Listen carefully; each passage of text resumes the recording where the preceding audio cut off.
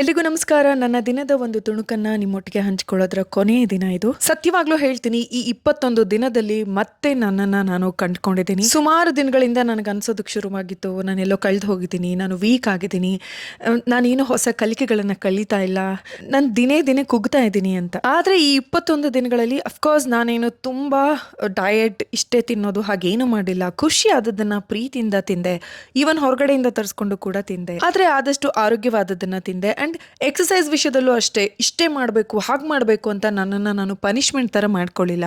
ಖುಷಿಯಿಂದ ನನಗೆ ಎಷ್ಟಾಗುತ್ತೋ, ಒಂದಿನ 1 ಅವರ್ ಆದರೆ, ಒಂದಿನ ಅರ್ಧ ಗಂಟೆ ಆದರೆ ಎಷ್ಟಾಗುತ್ತೋ ಅಷ್ಟು ಪ್ರೀತಿಯಿಂದ ಮಾಡಿದೆ. ಇನ್ನು 2 ಅದ್ಭುತವಾದ ಪುಸ್ತಕಗಳನ್ನು ಓದಿದೆ. ಖಂಡಿತವಾಗ್ಲೂ ಇದ್ರ ಬಗ್ಗೆ ನಾನು ಮಾತಾಡಲೇಬೇಕು. ನಾನು ಬದುಕನ್ನು ನೋಡೋ ರೀತಿಯೇ ಬದಲಾಯಿತು ಅಂತ ಹೇಳ್ಬೋದು. ಇನ್ಫ್ಯಾಕ್ಟ್ 21 ದಿನ ಚಿಟಿಕೆ ಹೊಡೆಯೋದ್ರಲ್ಲಿ ಮುಗಿದೋಗ್ಬಿಡ್ತಲ್ಲ ಅನ್ನಿಸ್ತು. ಇನ್ನು ನನ್ನೊಟ್ಟಿಗೆ ನನ್ನ ಮಗಳು ಕೂಡ ದಿನ ದಿನ ಬೆಳೀತಾ ಇದ್ದಾರೆ.